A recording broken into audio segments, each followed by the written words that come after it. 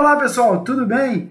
Aqui é o professor Tiago Prego e hoje vamos para a terceira aula da nossa série sobre fundamentos matemáticos. Então, vamos lá!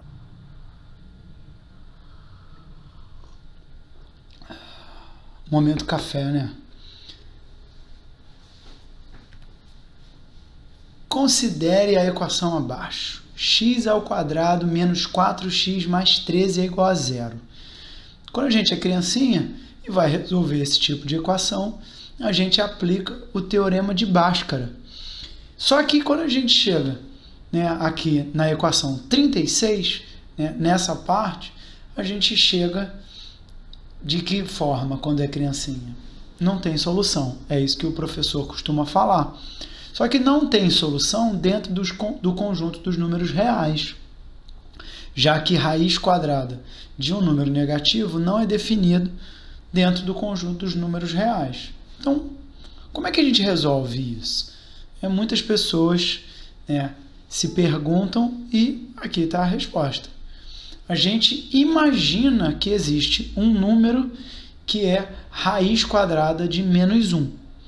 Quando a gente faz isso, a gente pode usar aquela propriedade que o produto de dois números dentro de uma raiz quadrada vira a raiz quadrada separadamente sendo multiplicada. Então, raiz quadrada de menos 36 é a mesma coisa que raiz quadrada de menos 1 vezes 36, que é a mesma coisa que raiz quadrada de menos 1 vezes raiz quadrada de 36. Só que lembra, a gente está chamando raiz de menos 1 de j. Então, só trocar, botar aqui j. E raiz de 36 vai ser igual a 6. Para ficar mais fácil da gente visualizar, a gente pode separar dois números sendo somados, dividido pelo mesmo número, em duas frações diferentes. Então, a gente tem 4 dividido por 2, mais ou menos j, raiz de 36 sobre 2. 4 dividido por 2, 2. Raiz de 36 é igual a 6, que dividido por 2 é igual a 3. E a gente chega nesse resultado final para a solução daquela equação. X vai ser igual a 2 mais ou menos j3. São as duas raízes. Tudo bem, mas que número é esse? Como é que a gente representa esse número? Esse número faz parte de qual conjunto numérico? E antes de eu te dar essa resposta, na matemática, principalmente na matemática do segundo grau, no caso do ensino médio, o número imaginário geralmente é referenciado com a letra I. Só que no contexto de engenharia elétrica, telecomunicações e áreas afins, I já é uma letra protegida. O cachorro gostou também. I já é uma letra protegida, geralmente utilizada como corrente elétrica. E vocês vão ver nos próximos assuntos que corrente elétrica e números complexos andam coladinhos. Tá? Então, a gente vai usar o J em vez de usar o I. Mas aí, quando você for lá para a sua disciplina de matemática, tenta usar o I em vez do J, porque tem alguns professores de matemática que ficam muito chateados quando os alunos usam J. Não sei por quê. Então, voltando à pergunta que vocês me fizeram, tudo bem, mas aquela solução que a gente encontrou, 2 mais ou menos j3, que na verdade são dois números, 2 mais j3 e 2 menos j3. Pertence a que conjunto numérico? Então, lembrando dos conjuntos, a gente tem números naturais, que são os números inteiros que a gente consegue representar com a mão. Então, nenhum, 1, 2, 3 e assim por diante. Z são os números inteiros, que incluem os números inteiros negativos. Q é o conjunto dos números racionais, os números que podem ser colocados em forma de razão entre dois números inteiros, na forma de uma fração entre dois números inteiros.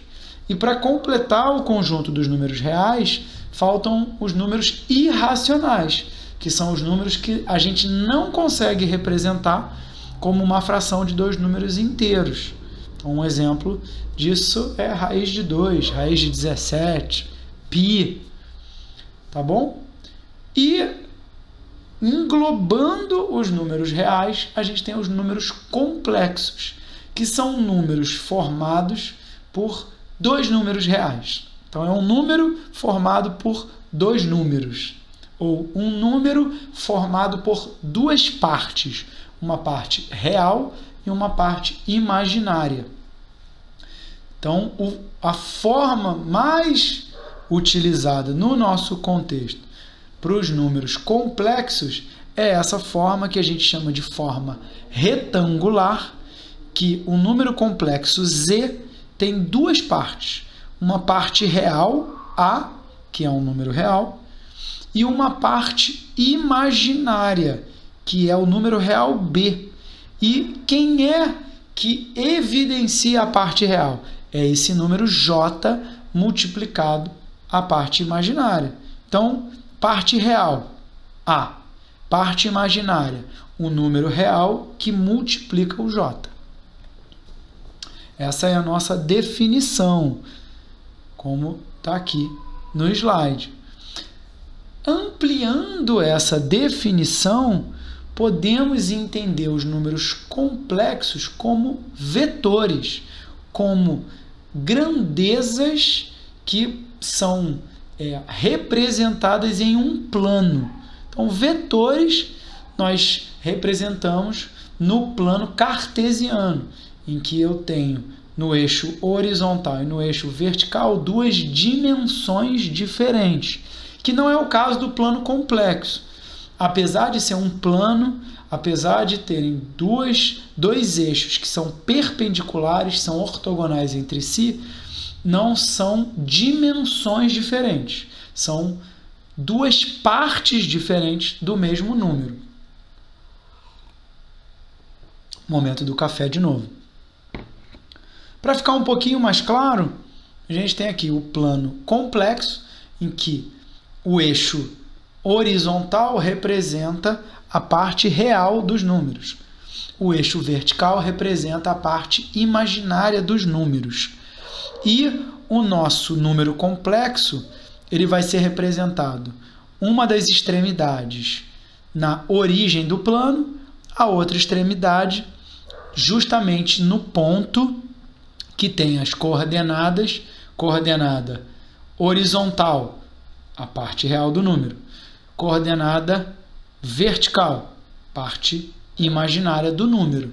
Então, e para a gente lembrar, né, de como utiliza essa projeção aqui, a gente pode lembrar lá da nossa aula 1, quando a gente falou de circunferência trigonométrica, em que a gente tinha uma circunferência com o centro no plano, tá? E tinha um ponto, e a gente queria descobrir o seno e o cosseno desse ângulo.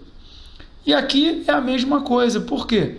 Quando a gente tem aqui, ó, o nosso número complexo representado de forma vetorial, a gente tem a projeção no eixo horizontal desse ponto, que vai ser a coordenada A. Aqui lembrando que é a coordenada. Esse número aqui, por exemplo, nesse exemplo, ele é negativo. E a sua coordenada vertical, que nesse exemplo ela é positiva. E a gente fica com um triângulo de apoio. Então, a partir desse triângulo de apoio, a gente consegue verificar que o tamanho desse segmento de reta, que a gente dá o nome de módulo de z, é simplesmente a raiz quadrada de a ao quadrado mais b ao quadrado. E como a gente relaciona esses lados, no caso, como a gente relaciona essas coordenadas com o ângulo θ? Aí você vai precisar fazer alguns algebrismos que eu vou deixar para o aluno interessado e a gente chega nesse resultado aqui. A é igual a módulo de z, que é a hipotenusa desse triângulo, vezes o cosseno de θ. Não é de nenhum dos ângulos internos a esse triângulo. É o ângulo θ mesmo. E essa é a parte real. No nosso caso aqui, esse cosseno de θ vai ser negativo. E B, que é a parte imaginária, nesse exemplo aqui, seno de θ é positivo. Então, B vai ser módulo de Z vezes seno de θ. Mais uma pausa para o café, que está quentinho.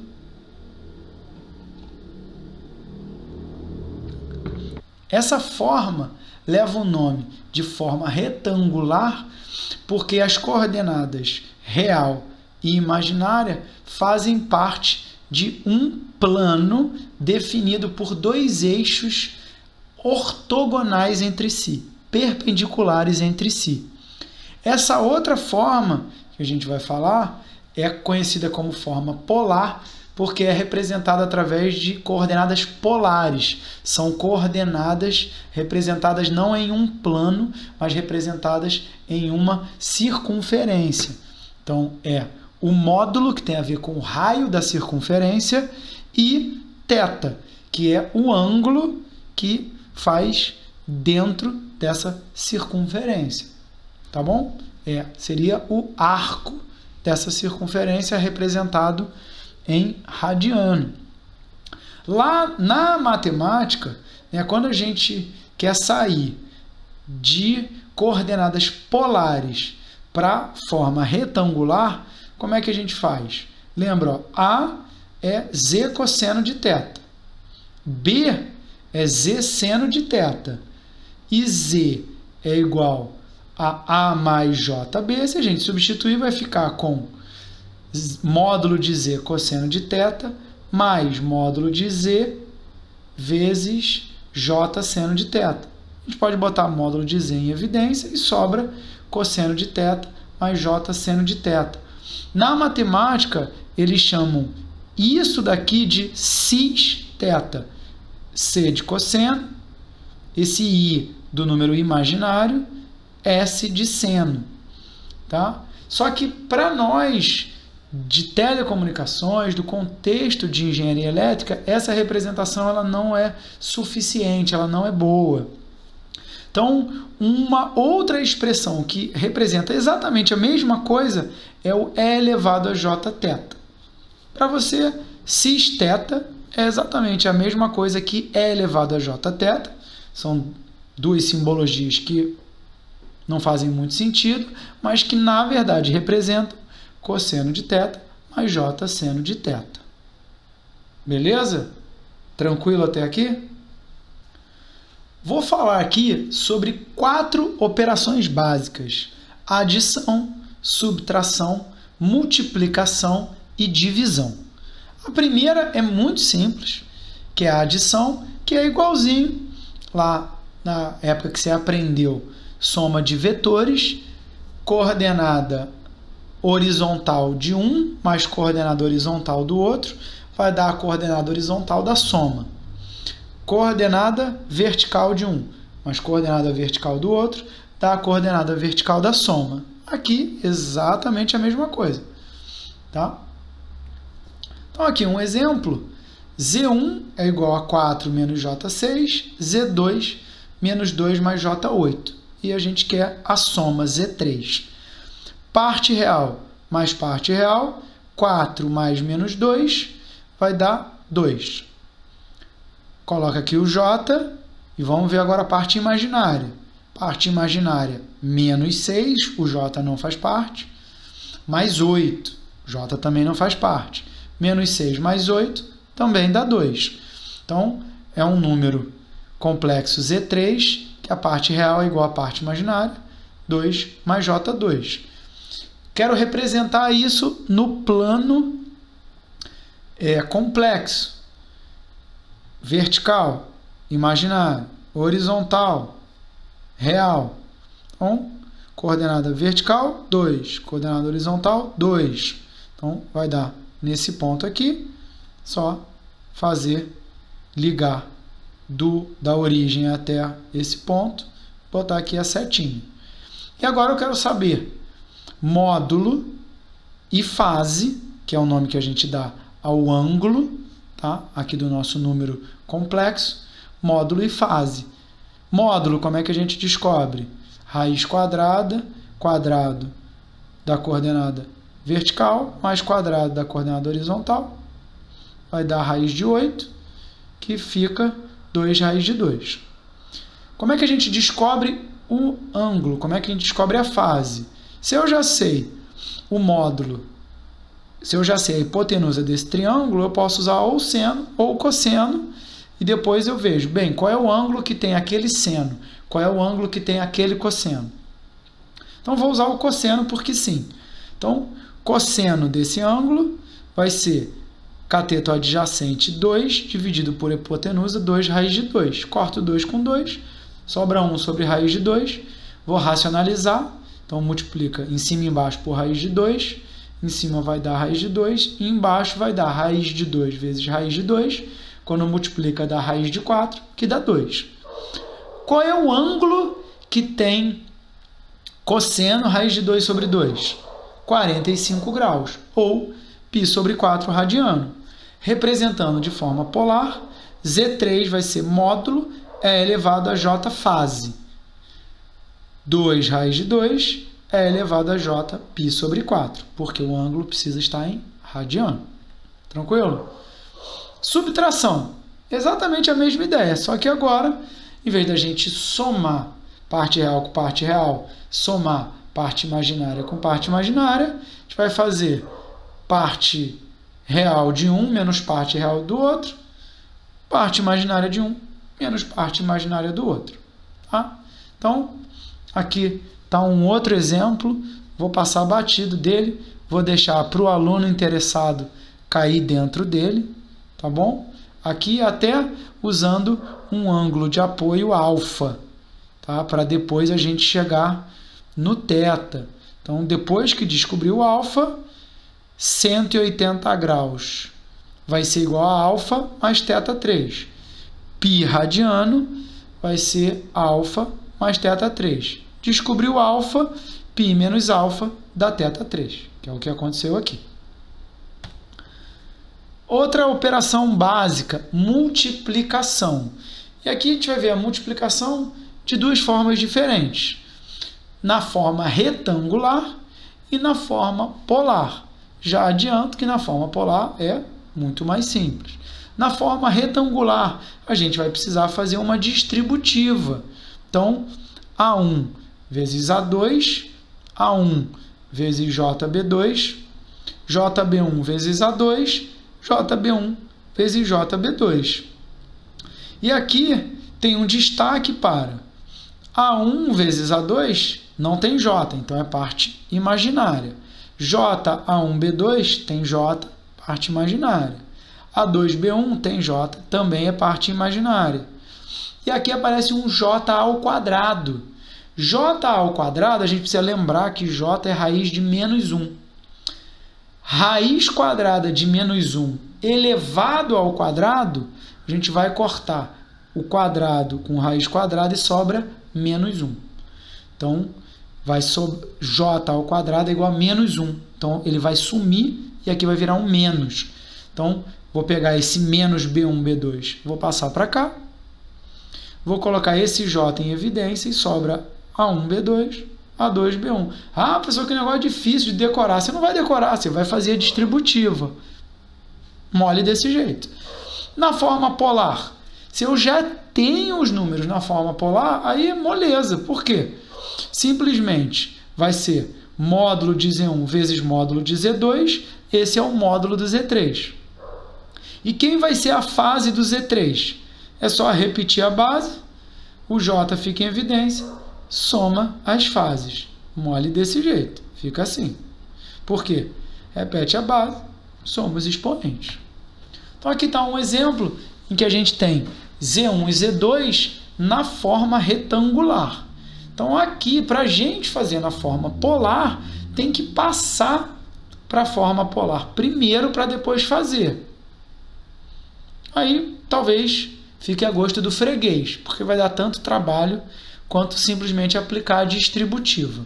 Então, aqui aplicando a distributiva, a gente tem raiz de 3 vezes 2 raiz de 3, j com j2, que aí vai ficar j ao quadrado 2, então é menos 2, com j vezes 2 raiz de 3 e raiz de 3 com j2. Então, vai ficar essa parte aqui, ó, coloco o j em evidência, 2 raiz de 3 e 2 raiz de 3 também. Então, vai dar 6, que é isso daqui, ó, raiz de 3 vezes raiz de 3 dá 6 vezes... Então, a gente tem aqui, ó, raiz de 3 vezes raiz de 3, que dá 3 vezes 2, 6, com menos 2, que vai dar 4. E aqui, 2 raiz de 3 mais 2 raiz de 3, 4 raiz de 3. Então, esse é o nosso número complexo Z3 na forma retangular. Colocando no plano complexo, a gente tem coordenada vertical, 4 raiz de 3. Coordenada horizontal, 4. Vamos descobrir módulo e fase. Módulo vai ser raiz quadrada das coordenadas ao quadrado, então, que vai dar 8. E agora, continuando usando o cosseno, cosseno desse ângulo vai dar 4 dividido pelo módulo de Z3. 4 dividido por 8 dá 1 sobre 2. Qual é o ângulo que tem cosseno 1 sobre 2? Isso mesmo, 60 graus, mas a gente precisa em radiano. Π sobre 3 radiano. Então, representação polar, 8 vezes E elevado a J, π sobre 3. Utilizando os mesmos números, mas agora primeiro passando para a forma polar, depois fazendo a multiplicação já na forma polar e, por fim, determinando Z3 na forma retangular. Forma mais simples de fazer a conversão de retangular para polar, para mim, é colocando primeiro a representação no plano complexo, utilizando os triângulos de apoio e descobrindo módulo e fase de cada um deles. Foi o que eu fiz. Tá? Então, substituindo aqui os valores, né, a raiz quadrada das duas coordenadas ao quadrado. Então, depois, utilizando o cosseno, descobrindo, bem, qual é o ângulo que tem esse cosseno. Você vai fazer esse passo a passo, fica aí para o aluno interessado seguir esse passo a passo e confirmar, e a gente vai ver que tem o mesmo ângulo, 30 graus, ou π sobre 6 radiano, só muda o módulo. Um módulo é 2 e o outro módulo é 4. E agora a gente vai fazer o produto Z1 com Z2. Basta a gente multiplicar módulo com módulo, 2 com 4, que dá 8. Multiplica agora o E elevado a J θ1 com E elevado a J θ2. Repete a base, soma os expoentes. J em evidência, π sobre 6 mais π sobre 6, 2π sobre 6, corto 2 com 6, vai dar π sobre 3. Então, o nosso 8 é elevado a J, π sobre 3. Isso já na forma polar. Voltando para a forma retangular, lembra lá do E elevado a J. Θ é a mesma coisa que tira e coloca dentro do colchete, cosseno do ângulo, mais J seno do ângulo. Cosseno de π sobre 3 radiano é cosseno de 60 graus, 1 sobre 2. Seno de π sobre 3 radiano é seno de 60 graus, raiz de 3 sobre 2. Agora aplica a distributiva, 8 dividido por 2, 4. 8 raiz de 3 dividido por 2, 4 raiz de 3. Então, aqui está o nosso Z3 na forma retangular. E, para fechar as nossas operações básicas com números complexos, temos a divisão, que essa daqui, na forma retangular, realmente costuma dar muito mais trabalho do que fazer a conversão para a forma polar e a divisão na forma polar. Por quê? Na forma retangular, a gente tem que fazer uma espécie de racionalização. De que forma? Multiplicando em cima e embaixo pelo complexo conjugado do denominador. Quem é o complexo conjugado? Parte real igual, mas a parte imaginária é o negativo da parte imaginária do z. Então, se a gente tem aqui ó, o nosso Z2 sendo A2 mais JB2, o seu complexo conjugado na forma retangular é A menos JB2. Por que a gente faz isso? Lembra lá de produtos notáveis? É A mais B vezes A menos B dá A ao quadrado menos B ao quadrado. O J sumiu. E quando a gente tiver números em vez de letras, a gente vai ficar com um número real no denominador. Então, a gente consegue separar em várias frações simples. A gente consegue separar em parte real, que vai ser um número, ainda que seja uma fração, que não tem J em nenhum deles, e uma outra fração que tem J só no numerador. Tá? Então, como é que a gente faz isso? Multiplica em cima e embaixo pelo conjugado do denominador, aplica a distributiva no numerador e no denominador, só que o denominador já está com produto notável.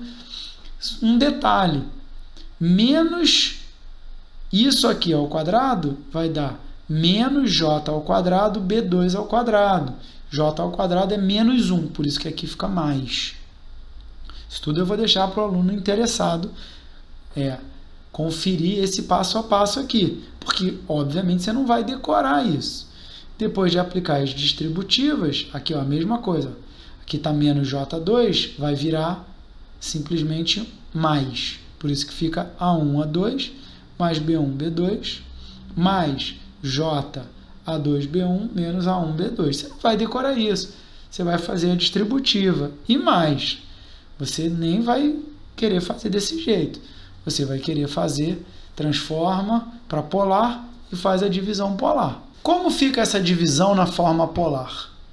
Bem, se eu tenho um número na forma polar dividido por outro número na forma polar, é muito simples, porque você vai fazer módulo dividido por módulo, esse é o módulo de Z3. Repete a base, subtrai os expoentes. Então, E elevado a J, abre parênteses, θ1 menos θ2. Moleza. Então, aqui fica um exemplo para o aluno interessado, já naquela forma retangular, e aqui só substituindo os valores. Então, para o aluno interessado, eu recomendo pausar aqui o vídeo, faz lá aquela racionalização, aplica a distributiva, e aí você confere aqui no gabarito. No final, vai sobrar simplesmente Z3 é igual a J4. Como é que a gente representa isso no plano complexo? Coordenada real, 0. Coordenada imaginária, 4. Então, fica aqui em cima do eixo imaginário, no eixo vertical. Qual é o ângulo para a gente colocar na forma polar? Porque o módulo é a própria coordenada vertical, é o 4. Mas e o ângulo? Bem, se está aqui em cima do eixo vertical e está na parte positiva, 90 graus ou π sobre 2 radiano. Então, a forma polar, 4E elevado a J, π sobre 2. Como fazer a divisão polar se os dois números estão na forma retangular? Do mesmo jeito que a gente fez na multiplicação, convertendo primeiro cada número para a forma polar, fazendo a divisão na forma polar, convertendo o resultado para a forma retangular. E aqui esse exemplo é bem bacana, porque um dos números está no terceiro quadrante e o outro número está no segundo quadrante. E a forma de descobrir o ângulo é um pouquinho diferente nos dois. No primeiro caso, o ângulo alfa mais π radiano é que vai dar o θ1. Então, o ângulo alfa em graus mais 180 graus é que vai dar o θ1 em graus. No caso do Z2, beta mais θ2 é que dá 180 graus ou π radiano.